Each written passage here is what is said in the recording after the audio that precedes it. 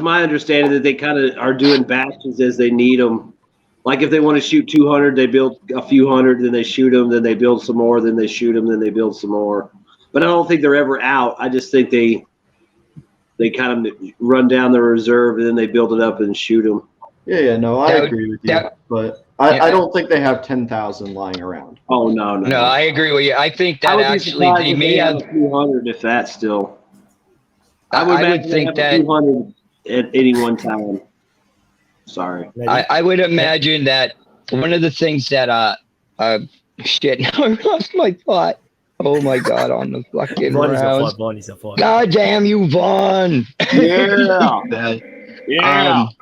It's old man. It's old man being old man. Just move on. Jesus. One reason why I think that they don't use too much of the Iskander missiles is because they're very, very expensive to make compared to the other missiles that they have. So that's one of the other valid reasons. Secondly, I think that now little what they're preparing is for air campaign, and all of these missiles should go to the air campaign because when they're fired by planes, it is much cheaper than firing it from the land. So that's one reason that I've come up with. Yeah. I think I think that's a good point, but one of the things I do think is that maybe they've shown us their replenishment rate already because they've already done it in waves before. So if you go by that, by about a month time, they were able to launch just as fierce missile strike during that little period of time they had done a couple months before. So in a way, is that the replenishment rate? Because if it is, that's probably a lot faster than the West can turn out in a year. Yeah, well, that's a little bit of exaggeration, but you see what I mean? They may be actually showing us what their replenishment rate is because it's about volley after volley. It's about 102 weeks. That's what I've noticed. They do like a 60 to 100 missiles every 2 weeks. There you go. Interesting. Yeah, no. So I want to. They're producing them. We are like 1 hour 30 minutes in. No, so do we want to wrap some kind of thing, or do we want to continue? I can ask a couple more questions and then maybe we can end it. Mm-hmm. So this is for Meddy and Vaun. What chance do you think in a one-on-one T-90M stands against an M1 or Challenger or Leopard tank? In a one-on-one. Yeah, you guys are both muted just in case.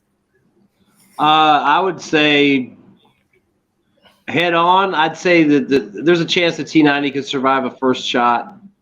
It depends on what round. I mean, if it's because no one really knows for sure. And I mean, I've heard stupid shit like they say the new Sable round could penetrate 900 millimeters of armor, which if that's the case, then nothing can stand up to it. But I mean, I think the M1 would fare better head on, but I think the M1 would take the T-90. I just think it might last a little longer than some of the previous contenders did. The Challenger, I mean, it's basically an M1, the British, so it might do about the same, but personally, I think the Challenger's weak, so I'd shoot it through the front of the hole where the driver is.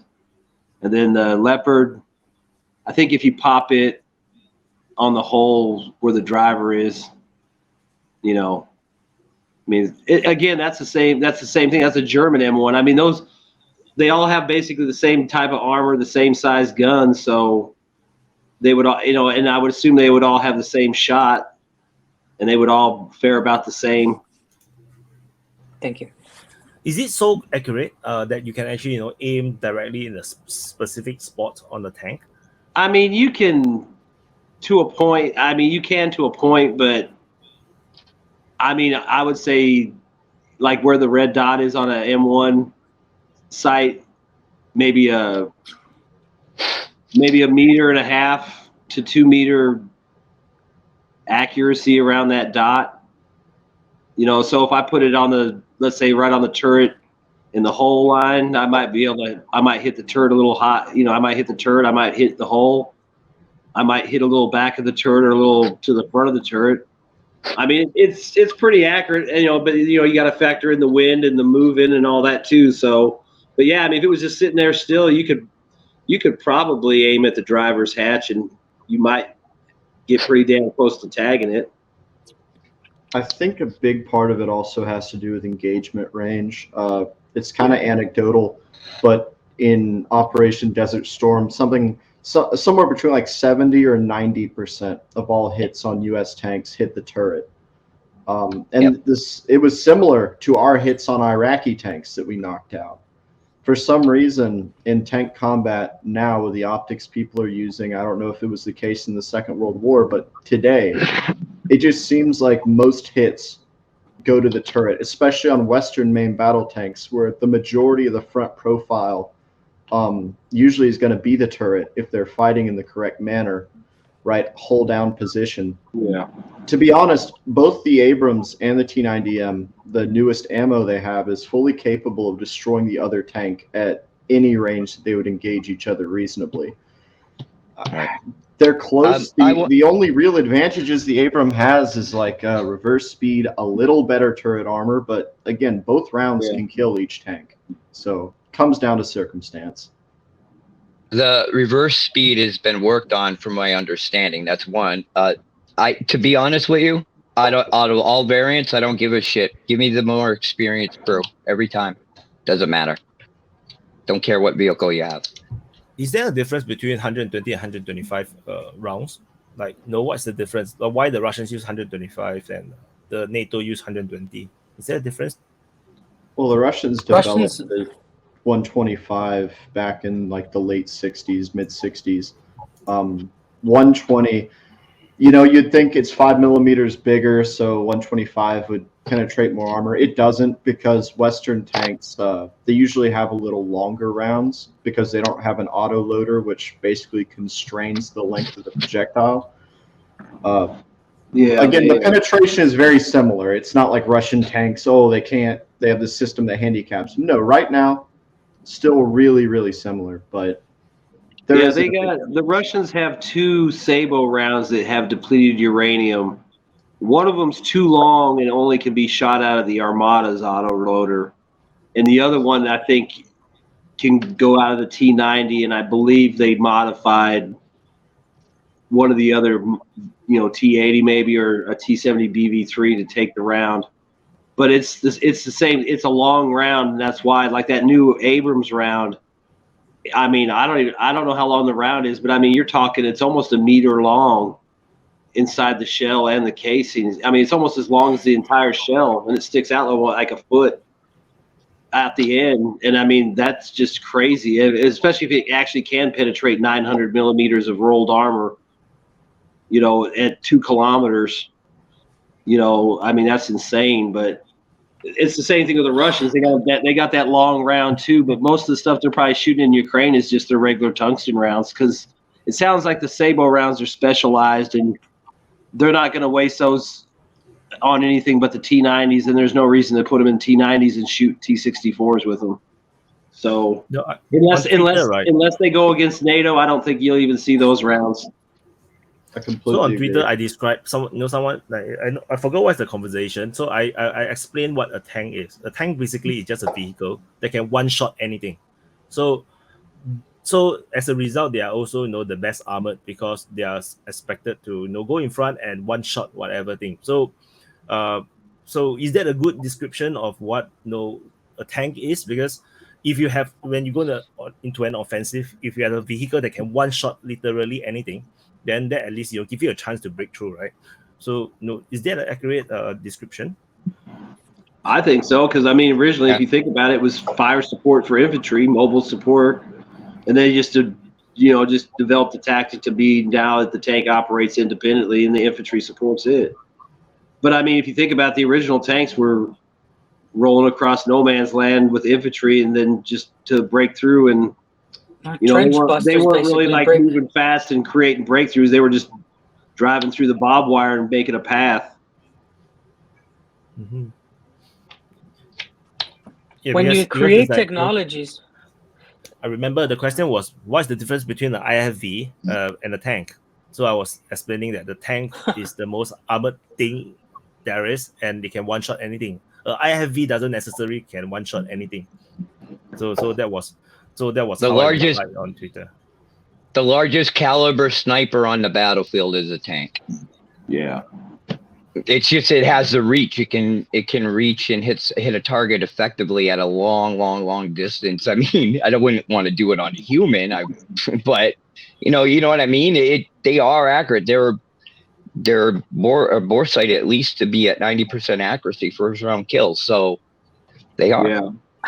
It They is use them a like lot a like giant gun. It is like a giant gun to where artillery is not so much more like a tank. I see what you mean. It's actually like a big gun that you're operating. The artillery. I mean, like that round travels a mile a second, so you're talking about a pretty flat trajectory for the first mile, easy. That's so badass. Yeah, it's I mean, okay. it's crazy how fast that thing fucking goes. I mean, then you think about you're on the other end, and that fucking thing smacks into you, and then releases all that kinetic energy. When I play computer games, right, like the Battlefield or whatever, my favorite is always to drive a tank. I'm really good at it in this kind of games. Like, I really love it. And I operate it a lot like how it's fought in this Ukraine war. I never just rush in. I'm always fighting from a distance. I'm just picking out targets one by one. Yeah, I mean, I like to take a Panther G or something and go way out on the side and just snipe people. Because I mean, when you got a big tank like that with a big gun, that's all you need to do is just pick people off in the side, and you can one shot just about anything if you can get the right shot on it. I mean, that's the thing too. Are they going to try and maneuver against the Russians and get the side shots and the flanking shots? I mean, that's why I said probably the best thing they could do is just put little groups together and just try to ambush them as the Russians advance. Yeah, coming back to this, I wanted to talk about how in World War II, the Rommel, right, the German field marshal, he proposed that how to defend the Normandy, the northern coast is never to spread out the tanks, but to keep them in divisions so that they can react, to wherever the invasion were to come, they can actually react. And this is how I actually conceptualize, I was thinking about it, when you guys are talking, like how the Ukrainians can actually use the NATO tanks, because they probably know that it's not possible for them to actually win the war the way how they announce it publicly, but they can actually drag it out. But I'm not sure if dragging it out is beneficial to the Western countries and to Ukraine.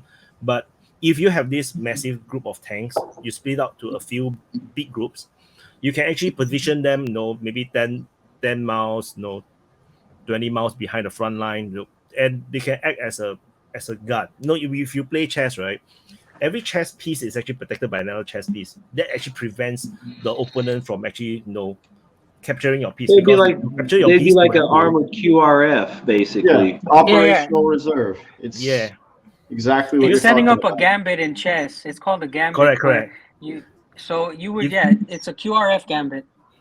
Yeah, because if you want to take a position, in chess, right, if you take my chess, you're gonna lose that chess piece as well, because my chess piece is actually protected, and then I have other chess pieces protecting each other. So it actually creates a conundrum for the Russians to decide, should they even go? Because if they penetrate through, yes, you can break through the defense line, but then you'll be weakened, and then that massive tank punch will going to come for you.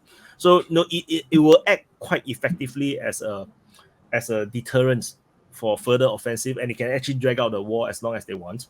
I think maybe another thing they could do. Another thing they might be able to try to do, like if you to get a good idea of it, you can read a book called Team Yankee, and that's basically like an armored company that's organized with some infantry and fire support. And if they took these, let's say they're supposed to get 3 brigades of equipment and break it down into teams, which would basically be these little, like, it's a company like a Kampf group was, it's got all this organic stuff with it so it can operate independently. If they made like 10 or 15 of these little, battalion tactical groups or company tactical groups, that would be something the Russians couldn't ignore and would have to send resources to deal with a company of M1s here and a company of Leopards here and a company of Challengers here.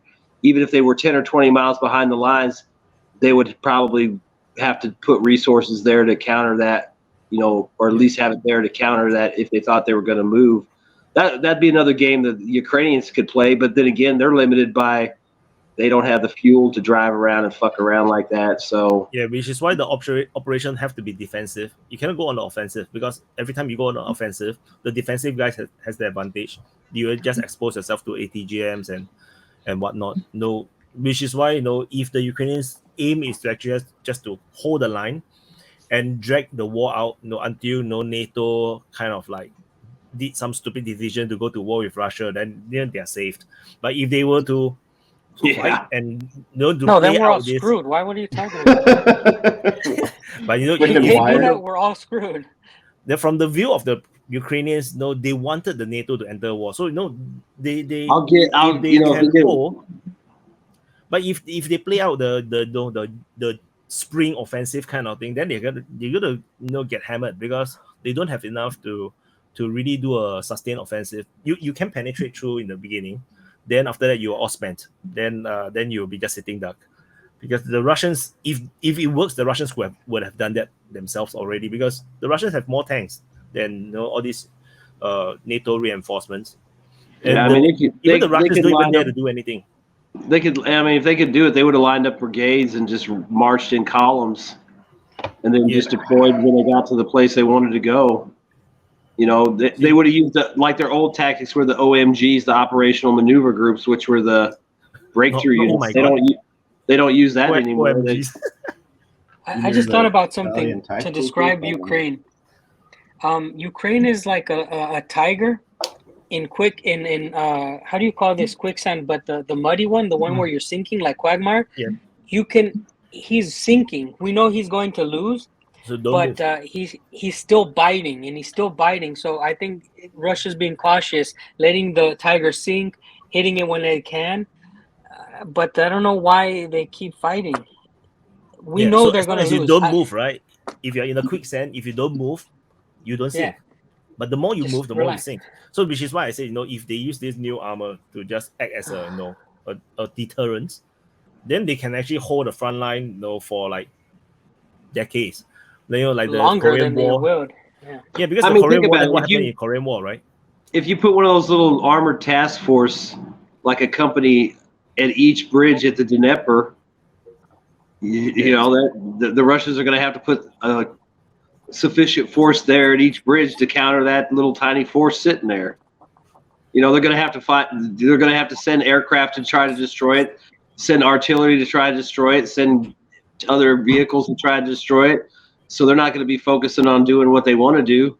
But like I said, I don't. Will they do that? Will they be allowed to do that? Will their commanders see the point of doing that and not wasting it? But I don't know. They don't seem to ever make any good decisions.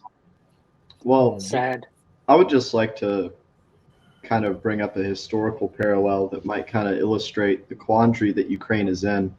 And that's, you look at the beginning of Operation Barbarossa with Germany's invasion of the Soviet Union.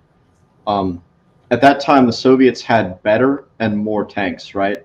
But for the whole first year of the war, their armor regularly got absolutely trounced by the Germans at an operational level. Individually, there's heroic stories and all that, blah, blah, blah. But at an operational level, Russian tanks met German tanks for the first year of the war. They almost universally got shredded. Not because the tanks were bad, but just because the situation on the battlefield, the logistical support, the understanding of how to maneuver these units. There were two top. Yeah, I mean they had the better training and doctrine, and they used it. They executed it. Yeah, at that point, but the Russians learned, or the Soviets rather, they learned from the Germans. And where was their big famous armored offensive, the first one of the war? It was Operations Little Saturn and Uranus around Stalingrad when they encircled the German 6th Army. That's what armor is supposed to be used for in the defense, not to fritter it away in pointless, uncoordinated counteroffensives, but to use it at the decisive battle. to surround an enemy that has overextended and spent his force. If they're just going to rush these units into Melitopol, sure, they might take ground, but they're going to take losses, and it will be for nothing, because ultimately the only way to knock Russia out of the war, and I'm putting this from the most wishful thinking Ukrainian perspective, right? Assuming this would knock Russia out of the war, is to inflict massive casualties on the Russian army. For me, like that's Ukraine's golden ticket. It's not retake 10 times somewhere. Yeah, they're going to have to say they encircle and destroy 50,000 Russian troops. I don't think that would even knock Russia out of the war, but let's just say it could. The best way to use the best units left, their mobile reserve. We're not just talking about tanks, but the units, right? These mobile, well-equipped, well-trained, Western-trained troops, assuming that they have this force in a couple months. I think if Ukraine basically pisses this away in some pointless counteroffensive or offensive towards geographic objectives, they're just hastening their own demise. The intelligent way to do this would be let the Russians overextend themselves, or let them make a mistake and then commit your forces. I know this is very armchair generally, but this happened literally dozens of times in the last century.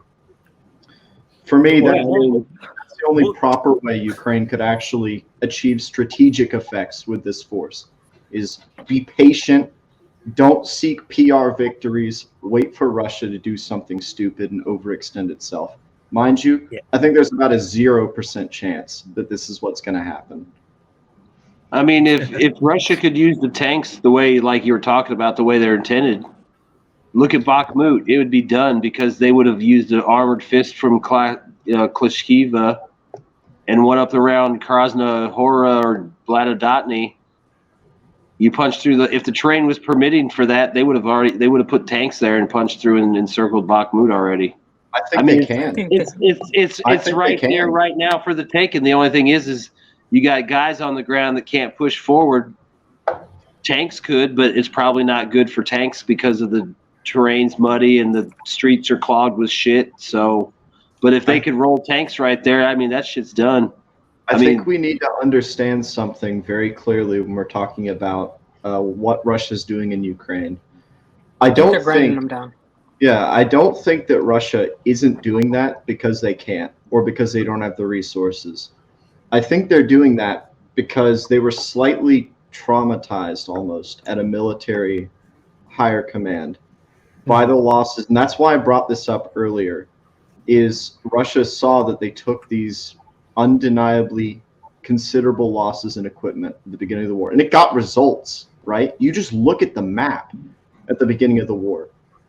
They might have taken losses in equipment, but it led to results. If they had had the numbers of men that they had now, to me, that would have been game over, right? The tanks did their job. The mobile forces did their job, but they just didn't have the rear echelons to pick up where they left off. I think if Russia wanted to encircle Bakhmut with some big mobile push, they could do it, but they'd probably lose 5,000 dead. That's my opinion. These sorts of, just look at Blitzkrieg, right? Look at the famous German lightning offensives. They were costly. I mean, yeah, when you compare them to the results, they were worth it. But when you extend yourself out into these sort of breakthrough offensives, it doesn't come cheap. And it doesn't matter how good your equipment is. It's inherently risky, and the front units are going to take casualties. And the Ukrainians did try it so many times, right? The Ukrainians, especially in the Kherson region, they keep trying this massive raids, like 40, 50, 80 vehicles. They did try to penetrate through. When they don't have the tanks, they try to use the Humvee to break through to the rear, then back with armor, coming through to hit the confused defense lines, because the Humvee is behind you now. So if you are in the trenches, the Humvee just went past you. It's like, holy shit, then the tanks is coming. You're screwed. In that sense, if you are the Russian soldiers, defending at that position. But even for that, after a while, it didn't work anymore, because after the Russians realized what the Ukrainians are doing, they build out the multiple lines of defenses. It failed after that, because Russians previously just only had one line of defense or maybe two lines, and that's it, because they are so low on manpower. But after that, they start to have more manpower after the mobilization. Once they have multiple lines of defense, the entire tactic just don't work. Even if it's the total armored feast, fronted by tanks and backed by IFVs, it will still be the same result, because once you penetrate through, ATGMs will be coming from all directions. Yeah, not it's to mention costly. tank fires. Yeah, It's costly. it can penetrate through. Right now, this war, Russia started out, mobile, expecting a quick collapse of the Ukrainian government. I think you just look at the behavior of the Russian army in the first month of the war. I think that's what they expected. You look at all the controversy around the sinking of the Moskva, allegations that some idiots didn't turn their radar on, right? I don't know how true that is. Anyway, you had a major warship lost for basically negligence on the part of some officers on the vessel. You had so many cases of this at the beginning of the war where I just don't think the Russians really prepared for an actual war. But I'll say this, it wasn't because they were suicidally stupid. They were willing to take that risk because they knew that they had the ability to escalate if things didn't work out, right? If they weren't able to bounce back and do what they're doing now, they probably would have mobilized and went in full force. But in their calculations, they probably said, hey, even if this doesn't work, we have the ability to come back, escalate, bring in more men, and try again, a year later, like we're seeing now. I would say the Ukrainians thinking the same thing as well. The Ukrainians were thinking, before the war, they are already like militarizing, preparing for their own offensive to retake Donbass. They're thinking the same thing. They were thinking like, we have the backing of the NATO forces, then they'll come and help us, they'll provide us with shit, and they are thinking exact same thing. They think that they have a good chance to win as well. It's just that the Russians just pound on an offensive that no one had expected. The Ukrainians think that the first loss of war is always the plan. That's the first thing that always goes out. It's the plan, because it gets fucked up because your enemy doesn't do what you expect them or want them to do. Yeah. I love that the historical context, Mason, about going back to World War II. I personally think we're moving into the phase of like Operation Bagration now, where the Russians are getting ready to. They finally learned.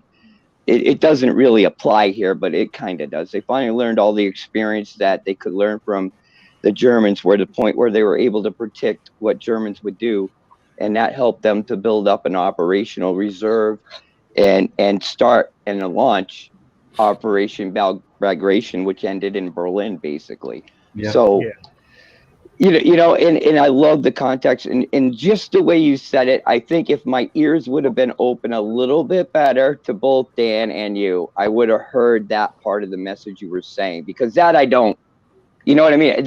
We both know, as soon as you hit it, even in training, the first fucking thing that goes is your plan. So, to expect it to be any other way in war when your enemy is not going to comply with what your wishes are, or let you start over, you got to go with what you got. And they didn't have an 11-month lead up either. I'm sure they already had the operation plan, but they were, from what I understand, they were reacting to what was about to happen in March and going into the Donbass from the Ukrainians. So it wasn't like we had 11 months to train up, they had 11 months to put everything through their NTC, get everything lined up. They basically did it within a month and a half. So, there's big differences, but the historical ones, the patterns are all there, and that's kind of what we're arguing is about which pattern's right now, because I think we're all going to land like in the middle about all this. We're going to be right here a little bit different, and we'll be discussing this war for years. I believe so. I'm just going to give my final words because I'm going to go. Okay. Yeah. This is we should close too. I'm going to close with this. In combat, every time I was ever in a firefight, it was a battle between who would implement their plan better. So I knew what I had to do, and I knew what the enemy was doing. And sure, I had to change a little bit of what I had to do, but I had to force my fight on them, and I wanted them to react. And that kept me alive, making sure that they were reacting how I wanted them to react. So what Russia's doing now with tanks, with infantry, with every type of unit that they're putting on the battlefield is they're forcing the Ukrainians to react to their style of fighting. Because if it was the other way around, you would see a totally different war. And that's what's causing Ukraine to lose so badly, is that Russia has figured it out. They're throwing the dice, but they're controlling what it lands on every time. You see that in every battle. And that's why I'm in the belief that there's no way Russia's going to lose, because Ukraine can't figure it out. They can't stop playing the Russian game. So thank you guys for letting me join this chat. See you, man. guys later. Hey, Dan, thank you Later. very much. Yeah. And please accept my apologies for being a dick. We're good, Meddy. It's an old guy thing. You're good, And man. it's You're not- good. Look, It's we're a not bunch of dudes chilling. PTSD, to let you know. So I wasn't We're all claiming that, men. but We all got PTSD Hey, buddy. here. I hear you, got brother. any So penguins there? thank you for I your got- service. I got PTSD from hearing news about Snake Island every day for 3 months. Yeah. Well, I also wonder if the Russians, they went in light the way they did because they're probably like, like the United States, we go in and blow the shit out of everything, shock and awe, and, it's all spun as legitimate and righteous. And the Russians, like, if they went and did the exact same thing we did, is like, oh, we just targeted the power plants and the command and control and the airfields, it would somehow get spun like those bastards were killing the fucking orphanage that was in the hangar at the fucking airfield or some shit. And then the baby milk factory got bombed over here with the freshly painted sign, and, shit like that. It's like, so they go in even lighter and they still get a bad rap. It's like they didn't bomb the cities for 3 hours every day like they wanted to do, or they would have done, like in World War II, just bomb them hours on end, then send the infantry in later on just to like pick through the rubble. They didn't do anything like people thought they would do. And I wonder if, that political calculation they made hurt them too. Because I wonder if that was a calculation that they factored in, like, we can go in like the United States, but we'll never get the same play the United States gets. So we'll go in lighter, thinking that they'll get less bad coverage, and it still doesn't matter what they do. They could have gone in and gave everybody free food and turned around and left, and they still would have got a bad rap. That's what they did, though. they did so much humanitarian operations. I was like, my mind was blown. I've never seen any Thousands of videos, Personally, I the thing about it is that I think BRICS was put in place before this operation to be able to give Russia a place to go with the evidence they found from the biolabs and all the corruption they're getting from the SBU files, the OSCE files that never got investigated, that they were told would be done through the Minsk agreement. They got all this. And that's the reason why I agree with you guys. They went in a humane way to show the difference between the West and them. And I really do think the initial end goal of this was to drop all that shit in the UN's lap and make them deal with it. Because if the UN doesn't, there's BRICS. Yeah, but they won't deal with it because the United States runs the UN. So, and even if they did deal with it, the United States would just veto it. Get away with it, though. They can't get away with it, though. That's why BRICS exists, because if the UN just pushes it off, you got 60% of Earth's population, if not more, saying, no. You don't get away that easy. Yeah, but I mean, I still think it's still 60% of the world trying to impose its will on America. I mean, there's kind of a fucked up way to look at it, but like, if you want to look at like an American view, if white men are the most evil, vile creation ever to be on the planet, we're so corrupt, we're so conniving, we're so monstrous, we control everything. You really think you're gonna fucking beat us? That's what I'm saying. I mean, it's like we're all this bad stuff. We're gonna beat you, but then how are you gonna beat us? It's like they talk out of both sides of their mouth about a problem instead, and not work it out. I mean, I'm either good or I'm bad or I'm both or one or the other. It's like I'm this super evil villain that can't be defeated, but somehow I will be defeated. So good fairy tale story, right? Sorry. I would just like to say as my closing comment, I mean, it's basically just repeating what I've already said in various panels here. But I think it's something that's extremely important to keep and that's context of this war for Russia. And a lot of the times we can lose it because we think that in Russian planning, this is the Great Patriotic War 2.0 existential crisis. And I'm just going to be honest, if Moscow thinks that, they're stupid, and I don't think they think that. Russia fully understands that once this war is over, they're still going to have a competition with the West. They're still going to be supporting Syria.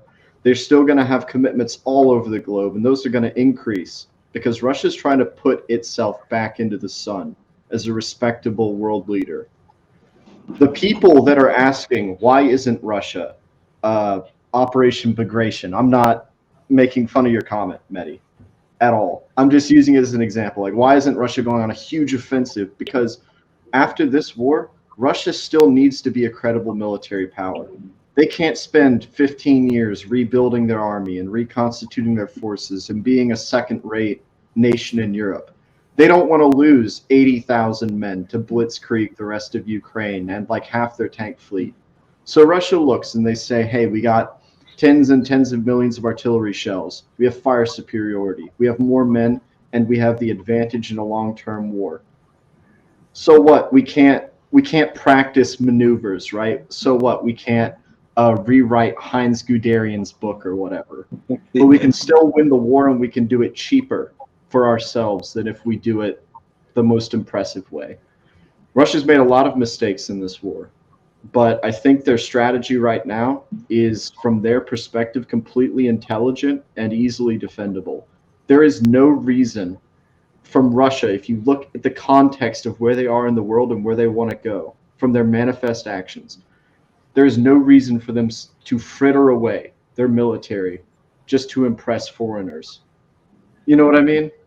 If they could win, I mean, I was going to say that there's no reason why. Oh, somebody else can go ahead. I lost my train of thought for a sec. Yeah, Meddy, you admitted. I was just going to say, sorry, Vaun. I agree with what Mason just said 100% because context is everything. I mean, when we look throughout the war, every little space that maybe Russia didn't gain, everybody's freaking out. Well, let's look at, first of all, who they're fighting at and what was in that area at the time, and maybe take it a little slower and step back, move your view back a little bit. But I'm glad that we were on the panel together. I thank you, Mason. I loved what you brought to it. I love the explanation you did, because you were just basically, we were going to the same place. It was just a matter of how we got there and how it was said. That's the way I talk, you know. Yeah. Anyway, my problem is I just like to talk too much. No, it's all right. But I gotta go, guys. It's after 1 o'clock my time, and my wife is giving me the finger right now. So you guys, you were awesome, and I can't wait to do it again. All right, take it easy, man. You too. See you, Vaun, no closing. Yeah, I was just gonna say that. I mean, like Mason was saying. I mean, right now in the world, if you have a beef with the United States, now's the time to settle your beef and make your move. And that's all Russia's doing. I mean, they have a right to have control over their region. They have a right to have a sphere of influence in their region. And that's what they're trying to do. And they're going to make it happen. And this is their chance to make it happen. And I think that's why they're doing what they're doing. You know, it's not the only reason. It's just one of the many reasons. But, you know, if you're going to make a move right now against the United States, whether it's economically, you know, you better position, whatever, in trade, now's the time to do it. And everyone's doing it. I mean, you'd be stupid if you're a rival of the United States not to take advantage of the situation right now. So, I mean, that's the way I see it. They're just they've got a window of opportunity, and they've got to take that opportunity because it wasn't going anywhere. They have legitimate security concerns, and they had to deal with it. Aki, do you have a closing? Yeah. I 100% agree with Vaun, and I see that's exactly what's happening. Even countries that are traditionally neutral, India and all these other countries that are trying to settle the little scores that they had with United States, even in just like staying neutral, they're doing that, not imposing sanctions, not running with the states, not donating weapons, exactly, even if they're in NATO. Exactly. You know, Exactly. So the Hungary, Turkey's doing the best at. They're playing both sides. They're trying to get best of the both worlds. They're like And trying to play the hero, everybody's hero. yeah, and the worst part is I think Turkey is going to be the one who's going to be the mediator when all is said and done.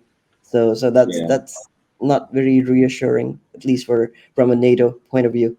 And so that being said, I agree with Mason in the beginning that Russia did lose a bunch of tanks because from the rumors that I've heard from the Russian side is that they were told because the initial offensive was so rushed that they were just told that if the tanks don't work, just get out of it and leave it there. And that's what we saw. A bunch of them were abandoned in the beginning. So that's one reason. I don't think that we're gonna see the same things again because I see all these T90s being developed and even put into service. Armada, I'm not sure if they're gonna put it in, but when it comes to tanks, I don't see Russia losing for a long time. They have a lot of production capabilities, and I see that I believe that it's going to be a war of attrition, but somehow like recently I've been having this feeling that there's going to be a big offensive, even if it's not going to be like I don't believe it, but at the same time like somehow I'm feeling that something's happening and something's changing. Maybe it's the collapse of Ukrainian lines, but I'm not sure. I feel that something's coming at least within the next 2 months. So my turn to close. So my opinion is that throughout this almost 1 year now, I think the Russian side actually kind of rewritten. They actually learn all the stuff and they are actually rewriting the entire doctrine. This is what I felt is happening. Like a lot of the doctrines that used to work maybe in World War II, like they do the river crossing at Bilohorivka and it's just like gone case. A huge, maybe the entire battalion got wiped out. Who knows? I mean, this kind of things that they thought that will work, because that's their doctrine, and then suddenly it didn't work anymore because now how accurate the artillery are today. So they probably rewritten the entire training manual and everything. So we're probably going to see a very different Russia this year. So, and then we already see that the Russians are already fighting very differently from half a year ago. So that's my opinion. As for the NATO tanks that is coming for Ukraine, I say that the best way to use, just like I said, is to use them as a holding force, a quick reaction force, QRF, and to hold the line. I think that's the best thing that the Ukrainians can do. Don't push. If you push for an offensive, that you just demilitarize yourself faster. You can kill the Russians definitely, but you also lose. But then the Russians have more men, they have more equipment, their factories are all still working. So the best way is to force this into a frozen conflict like the Korean War, and but you hold that line, the Russians still will have to go into the offensive. They will have, because the Russians already annexed the 4 regions, so that means they have to recapture all 4 regions. So they'll be forced into the offensive. So if you have the QRF there, the all this tank armor in the rear, then the Russians will be in the back foot. Like if they go on an offensive, they will actually be more disadvantaged, rather than you do your own offensive and then you get wiped out. So not so worth it. But that's my advice for the Ukrainians. But of course, they will just do their own thing. So thank you everyone for participating in this panel. Thanks for having me, Jackie. Thanks. So thank you everyone for watching, and I'll see you in the next update. See you guys.